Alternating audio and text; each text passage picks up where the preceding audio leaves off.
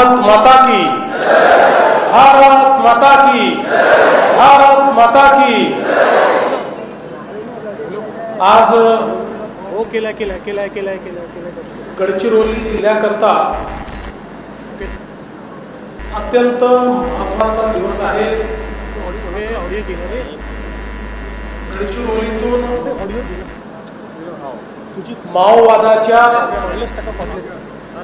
समाप्तीचा chapter लिहिण्याची सुरुवात आजच्या दिवसाच्या आत्मसमर्पणाने झाली आहे। आणि या अतिशय महत्त्वाच्या कार्यक्रमामध्ये मंचावर उपस्थित असलेल्या राज्याच्या पोलीस विभागाच्या प्रमुख पोलीस महासंचालक श्रीमती रश्मी शुक्लाजी, आमचे सहकारी आमदार डॉक्टर मिलिंद नरोटेजी, त्याचप्रमाणे राज्य गुप्तवार्ता आयुक्त श्री शिरीष जैन, विशेष पोलीस महानिरीक्षक श्री संदीप पाटील, अप्पर पोलीस महानिरीक्षक विशेष कृती डॉक्टर शेरिंग दोर्जे, जिल्हाधिकारी श्री अविशांत पांडा, पोलीस उपमहानिरीक्षक श्री अंकित गोयल, सीआरपीएफ चे उपमहानिरीक्षक अजय कुमार शर्मा,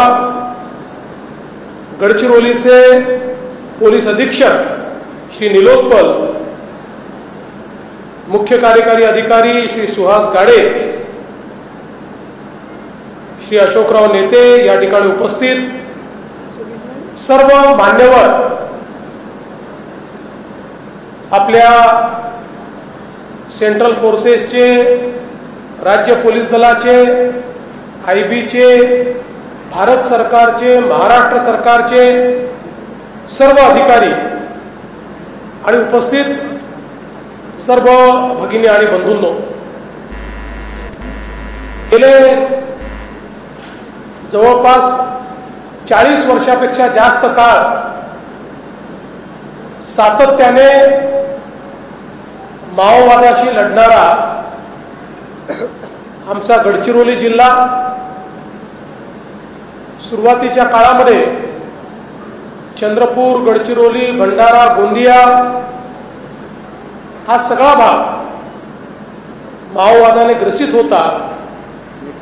आणि त्यात विशेषतः गडचिरोली जो आमचा सीमावर्ती भाग आहे, एकीकडे छत्तीसगड आहे, दुसरीकडे तेलंगणा आहे आणि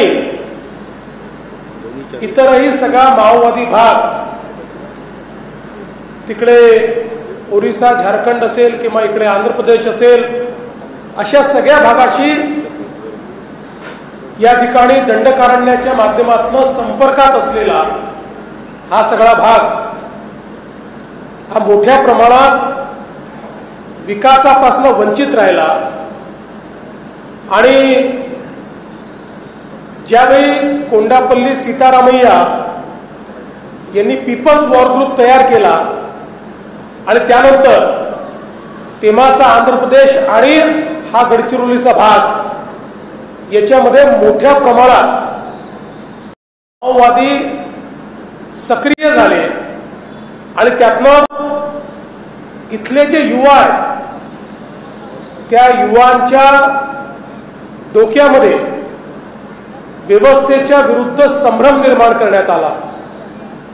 भारतीय संविधानाच्या चौकटीमध्ये आपल्याला न्याय मिळू शकत नाही, त्यामुळे या संविधानाने तयार केलेली व्यवस्था ही उलथून टाकली पाहिजे आणि जंगलातनं राज्य चालवून एक नवीन व्यवस्था आपण उभी करू, अशा प्रकारचं स्वप्न हे त्यावेळी दाखवण्यात आलं। आणि त्यावेळेचे जे अनेक तरुण होते, हे तरुण या स्वप्नाला भुलले। त्यांना असं वाटलं की एक नवीन व्यवस्था सुरू होते आहे, ज्या व्यवस्थेतनं समता येईल। त्यांना याची कल्पना नव्हती की समता जर येऊ शकते तर ती केवळ भारतरत्न डॉक्टर बाबासाहेब आंबेडकर यांनी लिहिलेल्या संविधानातूनच येऊ शकते। याची कल्पना त्यांना नसल्यामुळे मोठ्या प्रमाणात अनेक आमचे तरुण आणि विशेषतः आमच्या आदिवासी समाजातले अनेक युवक आणि युवती हे या माओवादी चळवळीच्या नादी लागले. हातामध्ये बंदुका आल्या, मोठी स्वप्न होती, पण हळूहळू सगळ्या स्वप्नांचा खरा चेहरा हा समोर यायला लागला. आज खरं म्हणजे आपण सोनू उर्फ भूपती यांचं आत्मसमर्पण या ठिकाणी घेतलेलं आहे.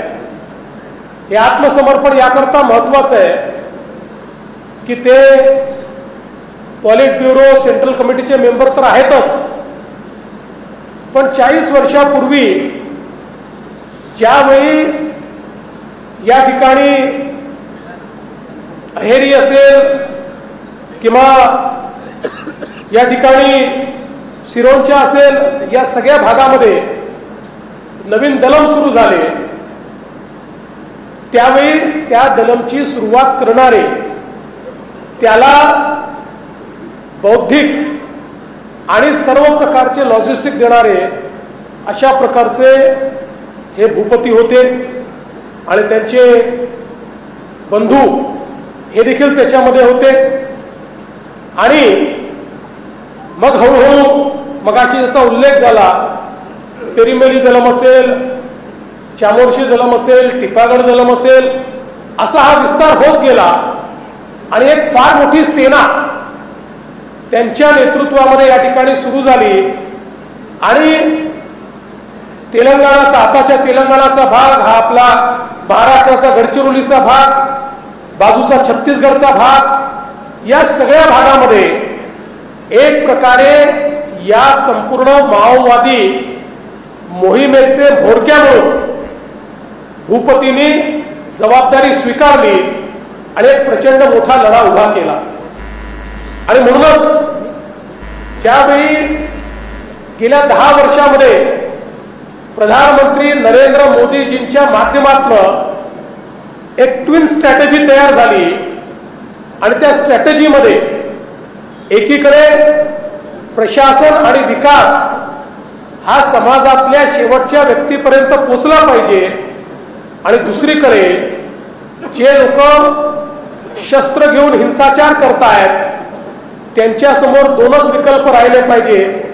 एक तर त्यांनी शस्त्र सोडून मुख्य व्यवस्थेत यायचं, अन्यथा पोलीस कारवाईला सामोरं जायचं. अशा प्रकारची स्ट्रॅटेजी अत्यंत मोठ्या प्रमाणात देशामध्ये मोदीजींनी सुरू केली.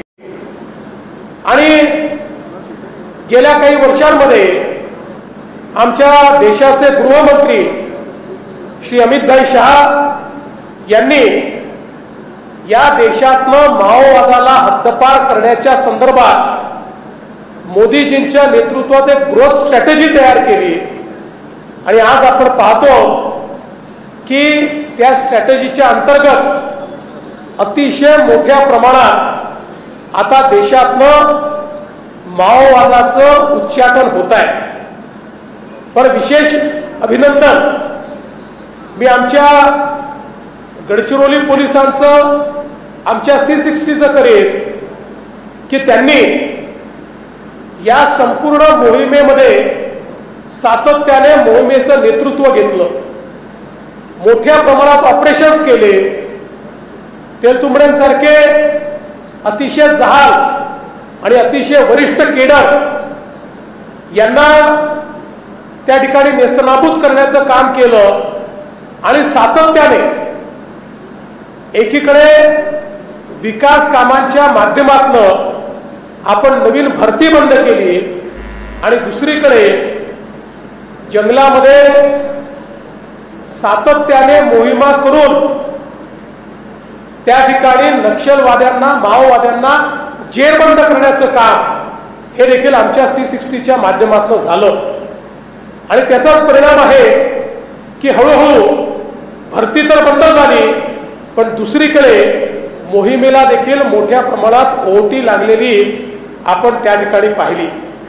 मी आज विशेष अभिनंदन करतो आमच्या पोलीस विभागाचं, त्याचं नेतृत्व करणाऱ्या आमच्या रश्मी शुक्ला असतील, या ठिकाणी आपले कमिशनर इंटेलिजन्स शिरीष जैन असतील, आपले या ठिकाणी आयजी संदीप पाटील असतील, आपले शेरिंग दोर्जेजी असतील, या सगळ्यांचं, अंकित गोयल असतील, या सगळ्यांचं मी मनापासून अभिनंदन करतो की यांनी एक मोठी लीडरशिप या ठिकाणी आमच्या C60ला दिली, आमच्या पोलिसांना दिली आणि त्यामुळे अतिशय उत्तम काम या ठिकाणी आमच्या C60च्या माध्यमातून झालं आणि म्हणून आजच्या दिवशी या अतिशय उत्तम कामाकरता आपल्या गडचिरोलीचे पोलीस अधीक्षक श्री निलोत्पल आणि त्यांच्यासोबत additional SP operation M Ramesh, additional SP admin Gokul Raj, additional SP Aheri Satyasai Karthik आणि एक पूर्ण टीम, या सगळ्यांचं मी अतिशय मनापासून कौतुक करतो, अभिनंदन करतो.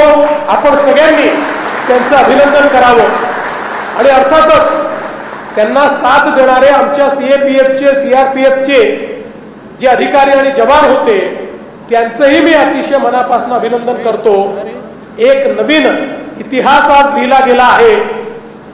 भूपती सारख्या अतिशय वरिष्ठ, अतिशय सुशिक्षित, हुशार, ट्रेंड आणि एक प्रकारचं आयडिओलॉजिकल माइंडसेट असलेला, ज्यांनी संपूर्ण चळवळ उभी केली, अशा प्रकारचा व्यक्ती त्यांनी सरेंडर करणं आणि त्यांच्यासोबत 61 अतिशय वरिष्ठ अशा प्रकारच्या माओवाद्यांनी संपूर्ण शस्त्रांसहित या ठिकाणी सरेंडर करणं ही देशाच्या इतिहासातली एक अत्यंत मोठी गोष्ट आहे, हे या ठिकाणी नमूद केलं पाहिजे.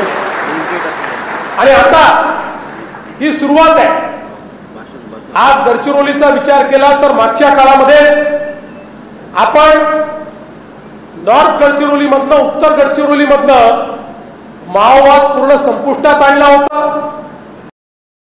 गडचिरोलीमधनं जवळपास संपुष्टात आणलाय. कंपनी 10चे अगदी बोटावर मोजण्या इतके लोक अजून बाकी आहेत. मी त्यांनाही आव्हान करतो की त्यांनीही आता तात्काळ मुख्य धारेमध्ये यावं, या ठिकाणी आत्मसमर्पण करावं. त्यांनी आत्मसमर्पण केलं तर आम्ही त्यांचंही स्वागत करू, अन्यथा त्या ठिकाणी परिणामांना त्यांना सामोरं जावं लागेल. आता या ठिकाणी माओवाद हा 100% हद्दपार होणार अशा प्रकारच्या परिस्थितीत आपण पोहोचलेलो आहोत आणि या लढाईचं नेतृत्व गडचिरोली करते आहे आणि मला विश्वास आहे, कारण आता जी काही या ठिकाणी भूपतींनी भूमिका घेतली आणि गेले महिनाभर सातत्याने आपल्या फोर्सेसच्या संपर्कामध्ये वेगवेगळ्या प्रकारचे निगोशिएशन्स हे त्या ठिकाणी चालले होते आणि त्या अंतर्गत त्यांनी घेतलेल्या जाहीर भूमिकेमुळे आज 60 लोक तर या ठिकाणी आलेच आहेत, पण आता उरलेलं जे केडर आहे, जे छत्तीसगडमध्ये आहे, त्यांच्यामध्येही आता मोठ्या प्रमाणात ही भावना तयार झालेली आहे की आता आपण आयडिओलॉजिकल वॉर हारलेलो आहे. आपण ज्या स्वप्नांचा पाठपुरावा करत होते ते सगळे खोटे होते.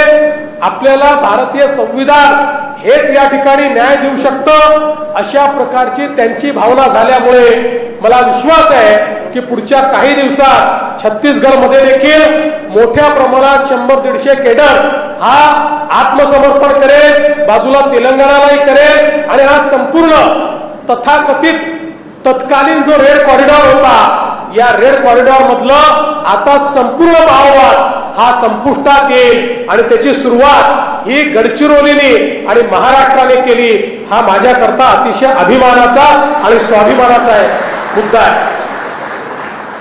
या वर्षाच्या पहिल्या दिवशी 1 जानेवारीला ज्यावेळी तारक्कांनी अनेक लोकांसोबत या ठिकाणी आत्मसमर्पण केलं, ते आत्मसमर्पण एक अत्यंत महत्वाची घटना होती की त्यातनं या पुढच्या सगळ्या आत्मसमर्पणाचं बीजारोपण झालं।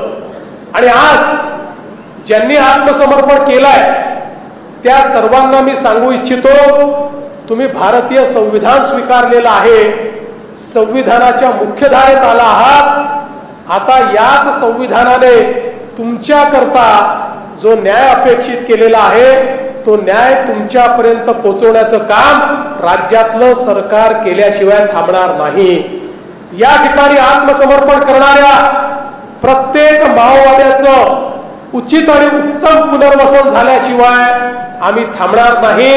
आम्हाला संदेश द्यायचा आणि संकेत द्यायचा आहे, जो संविधानाचा आदर करेल, जो राज्याच्या आणि देशाच्या मुख्यधारेत येईल, राज्य त्याच्या पाठीशी खंबीरपणे उभं राहील आणि त्याच्या जीवनातही सकारात्मक परिवर्तन आम्ही करून दाखवू। यापूर्वी देखील ज्या लोकांनी आत्मसमर्पण केलं त्या सगळ्यांचं उत्तम पुनर्वसन आपण या ठिकाणी केलेलं आहे।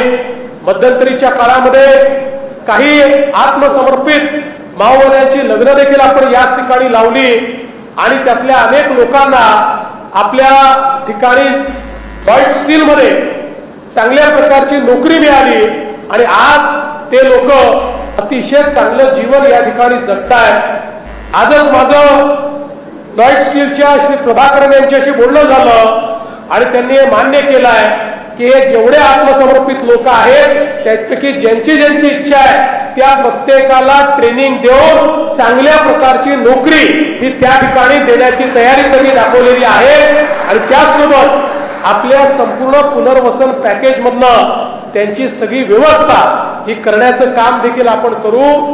कुठल्याही पद्धतीनं आत्मसमर्पित व्यक्तीला कुठेतरी त्याची चूक झाली आहे असा पस्तावा न होता त्याचं जीवन सुधारलेलं आहे अशा प्रकारची व्यवस्था आपण सगळे मिळून उभे करू। आज मला या गोष्टीचा आनंद आहे की गडचिरोलीच्या विकासाचा जो संकल्प आम्ही हातामध्ये घेतला होता, आज गडचिरोली हे स्टील मॅग्नेट बनत आहे। आज गडचिरोली आणि चंद्रपूर या सगळ्या भागामध्ये जवळपास 3 लाख कोटी रुपयाची इन्व्हेस्टमेंट आलेली आहे। मोठ्या प्रमाणात रोजगाराची निर्मिती होते आहे आणि या ठिकाणी जे लोक इन्व्हेस्टमेंट करतायत, गुंतवणूक करतायत, त्या गुंतवणूक करणाऱ्या प्रत्येकाला मी सांगतो आहे की तुम्हाला ज्या सवलती पाहिजे त्या आम्ही देऊ, पण आमची अट एकच असणार आहे आणि ती अट ही असणार आहे की तुमच्याकडे जी मंडळी कामाला लागतील त्यातली 95% मंडळी ही भूमिपुत्रच असली पाहिजे। स्थानिकांनाच या ठिकाणच्या रोजगार मिळाला पाहिजे। आमचा संकल्प आहे पुढच्या 5 ते 7 वर्षामध्ये गडचिरोली आणि लगतच्या चंद्रपूरच्या भागामध्ये किमान 1 लाख स्थानिक भूमिपुत्रांना चांगल्या पद्धतीचा रोजगार आम्ही या ठिकाणी देणार आहोत। त्यांचं जीवन हे पूर्णपणे बदलण्याचा निर्णय आपण घेतलाय। आज मोठ्या प्रमाणात इन्फ्रास्ट्रक्चर आपण तयार करतो। या ठिकाणी गोंडवाना विद्यापीठाचं इन्फ्रास्ट्रक्चर आता नव्याने तयार होत आहे। आपण कर्टिन सारखी ऑस्ट्रेलियाची युनिव्हर्सिटी या ठिकाणी आणली।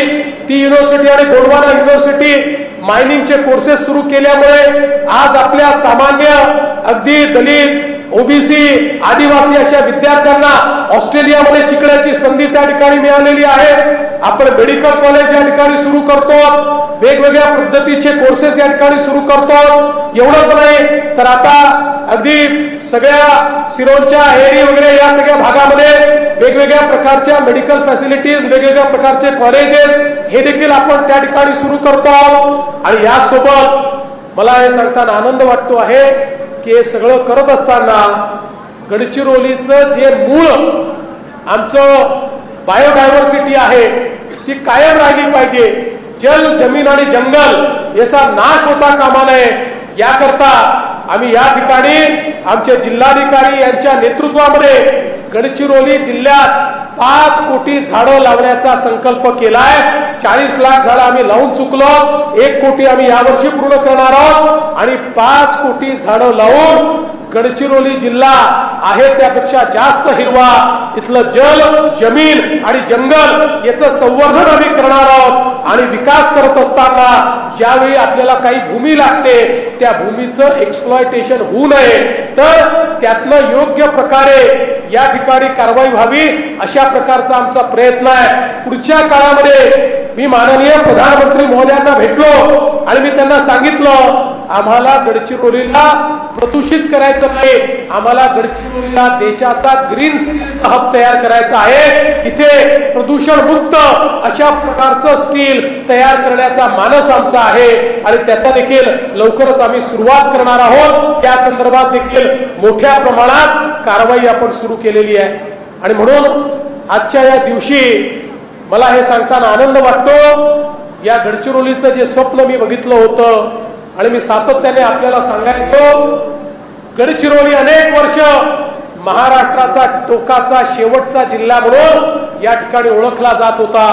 पनिशमेंट पोस्टिंग म्हणून गडचिरोलीला पाठवलं जायचं, लोक धमकी द्यायचे तू चांगला वागला नाही तर गडचिरोलीला पाठवेल। आज आम्ही परिस्थिती बदलली आहे, आज लोक गडचिरोलीचं पोस्टिंग मागण्याकरता आमच्याकडे येतात, आम्हाला गडचिरोलीमध्ये त्या ठिकाणी पोस्टिंग द्या सांगतात आणि कालपर्यंत जो महाराष्ट्रातला शेवटचा जिल्हा होता तो आता महाराष्ट्राचा पहिला जिल्हा होण्याकडे त्याची वाटचाल सुरू झालेली आहे आणि येत्या काळामध्ये हा महाराष्ट्राचा पहिला जिल्हा असेल हे मला सांगताना आनंद वाटतोय।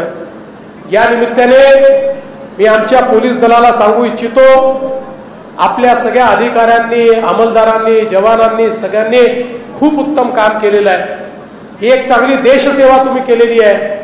आज आता हा संपूर्ण माओवाद संपुष्टाकडे आलेला आहे। आता समोर संघर्षाकरता कोणी येईल अशी परिस्थिती नाही आहे, पण अशा परिस्थितीमध्ये आपल्याला कॉम्प्लेसेंट होऊन शिथिल होऊन चालणार नाही। पुढचे 2-2.5 वर्ष आपल्याला अत्यंत सजग राहावं लागेल किंवा कारण ज्यावेळी अशा प्रकारची परिस्थिती तयार होते की एखादी चळवळ संपते त्यावेळी त्या चळवळीतले जे काही मुठभर लोक असतात ते पुन्हा एकदा शेवटचा हल्ला करण्याचा प्रयत्न करतात, ती चळवळ जिवंत करण्याचा प्रयत्न करतात आणि म्हणून अशा प्रकारचा प्रयत्न हा होऊ शकतो हे लक्षात ठेवून आपण पुढचे 2 वर्ष 2.5 वर्ष आज जसं आपण अतिशय मुस्तैदीनं या ठिकाणी काम करतो तशाच पद्धतीनं पूर्ण दल बल सहित कुठेही आपली नजर कमजोर न होता आपण हे काम करत राहावं आणि जिल्हा प्रशासनासोबत जसं तुम्ही प्रशासकीय काम देखील करतात, आउटरीच देखील करतात, लोकांना मोठ्या प्रमाणात मदत देखील करतात, लोकांपर्यंत योजना देखील पोहोचवतात। आज लोकांचा विश्वास हा पोलीस दलावर आहे, जिल्हा प्रशासनावर आहे, तो विश्वास अधिक दृढ कसा होईल अशा प्रकारचा प्रयत्न आपण करावा। देशाचं सरकार आणि राज्याचं सरकार पूर्ण ताकदीने तुमच्या पाठीशी उभं राहील हा विश्वास मी व्यक्त करतो आणि पुन्हा एकदा संपूर्ण पोलीस दलाचं, जिल्हा प्रशासनाचं, सीएपीएफचं सगळ्यांचं अतिशय मनापासून या ठिकाणी स्वागत करतो, अभिनंदन करतो। ज्यांनी आत्मसमर्पण केलंय त्यांचं मनपूर्वक स्वागत करतो आणि माझं बोलणं संपवतो। धन्यवाद। जय हिंद, जय महाराष्ट्र, जय भारत, जय संविधान, जय सेवा।